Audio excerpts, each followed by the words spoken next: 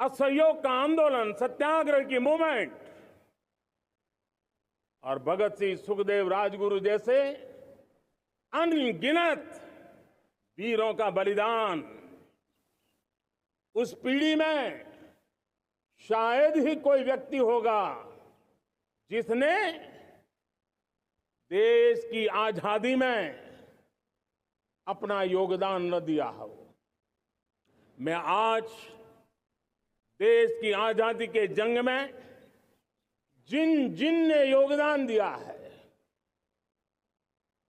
बलिदान दिए हैं, त्याग किया है, तपस्या की है, उन सबको आदरपूर्वक नमन करता हूं, उनका अभिनंदन करता हूं।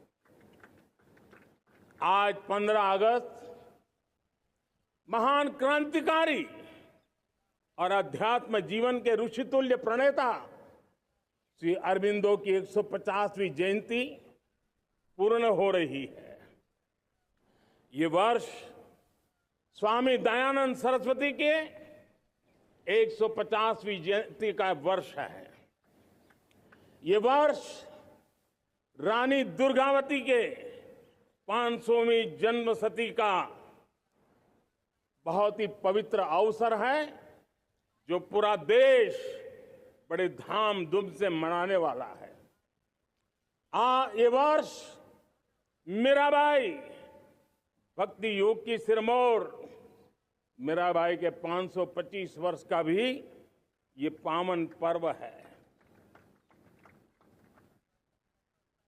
ये बार जो 26 जनवरी हम मनाएंगे वो हमारे गणतंत्र दिवस की 75वीं वर्षगांठ होगी। अनेक प्रकार से अनेक अवसर, अनेक संभावनाएं राष्ट्र निर्माण में जुटे रहने के लिए पल पल नई प्रेरणा, पल पल नई चेतना, पल पल सपने, पल पल संकल्प, शायद इससे बड़ा कोई अवसर नहीं हो सकता। मेरे प्यारे परिवारजन, इस बार प्राकृतिक आपदा ने देश के अनेक हिस्सों में अकल्पनीय संकट पैदा किए। जिन परिवारों ने इस संकट में सहन किया है, मैं उन सभी परिवारजनों के प्रति अपनी संवेदना प्रकट करता हूं और राज्य और केंद्र सरकार मिलकर के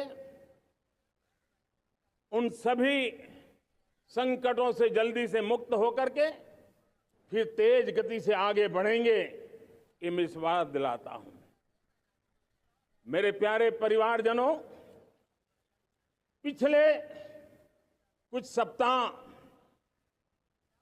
नॉर्थ ईस्ट में, विशेषकर मणिपुर में और हिंदुस्तान के भी अन्य कुछ भागों में, लेकिन विशेषकर मणिपुर में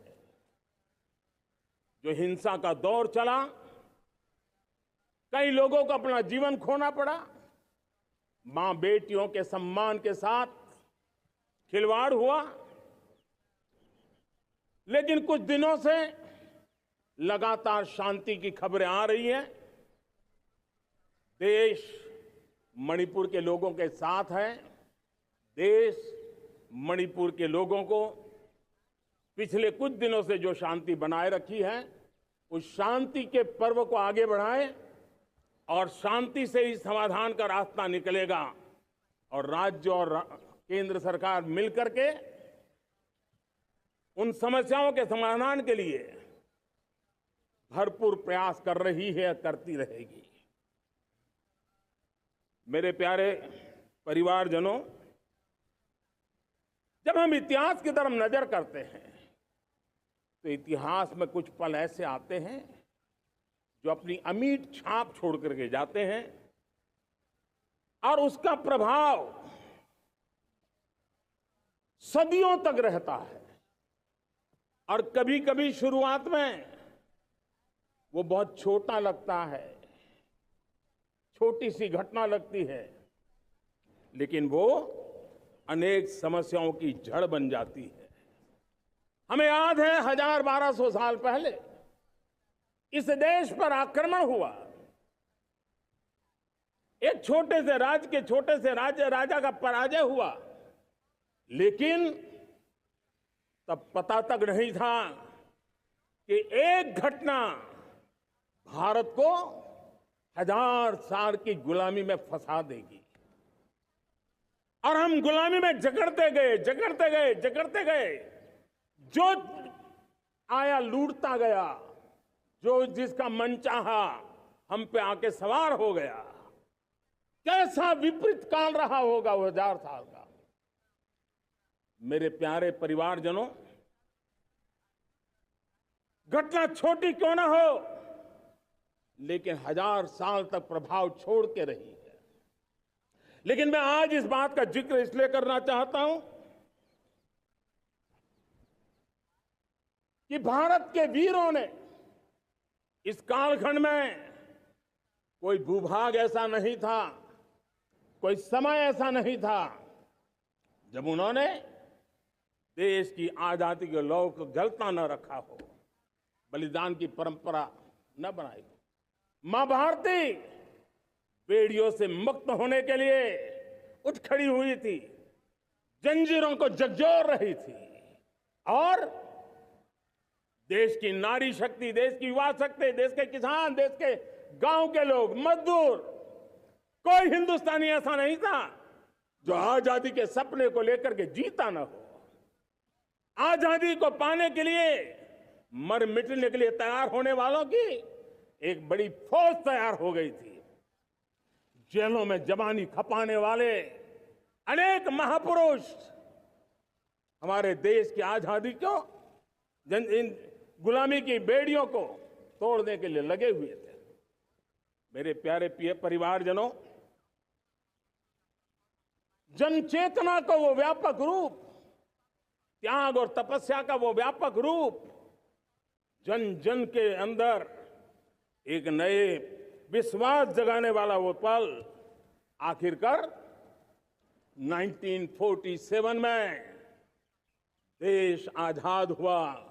1000 साल की गुलामी में संजोए हुए सपने देशवासी पूरे करते हुए देखे। साथियों, मैं 1000 साल पहले की बात इसलिए कह रहा हूं, मैं देख रहा हूं फिर एक बार देश के सामने एक मौका आया है।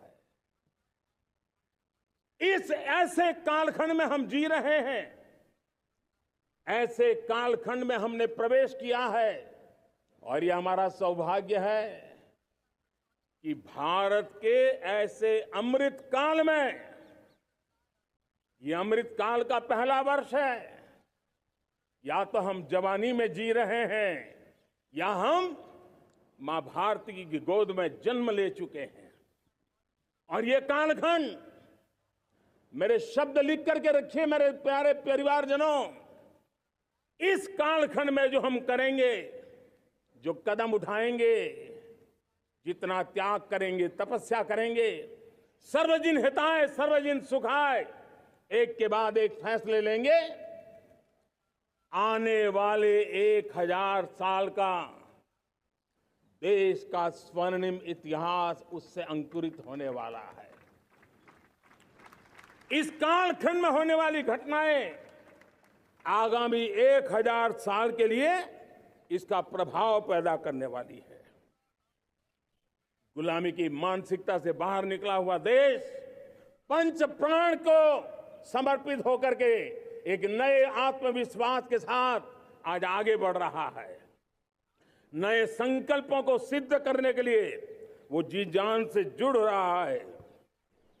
मेरी भारत माता, जो कभी ऊर्जा का सामर्थ्य था लेकिन राख के ढेर में दबी पड़ी थी, वो भारत मां 140 करोड़ देशवासियों के पुरुषार्थ है, उनकी चेतना से, उनकी ऊर्जा से फिर एक बार जागृत हो चुकी है। मां भारती जागृत हो चुकी है। और मैं साफ देख रहा हूं दोस्तों, यही कालखंड है। पिछले 9-10 साल हमने अनुभव किया है, विश्व भर में भारत की चेतना के प्रति, भारत के सामर्थ्य प्रति एक नया आकर्षण, नया विश्वास, नई आशा पैदा हुई है। और ये प्रकाश पुंज जो भारत से उठा है, वो विश्व को उसमें अपने लिए ज्योति नजर आ रही है। विश्व को एक नया विश्वास पैदा हो रहा है। हमारा सौभाग्य है, कुछ ऐसी चीजें हमारे पास हैं जो हमारे पूर्वजों ने हमें विरासत में दी है और वर्तमान कालखंड ने गढ़ी है। आज हमारे पास डेमोग्राफी है, आज हमारे पास डेमोक्रेसी है, आज हमारे पास डाइवर्सिटी है।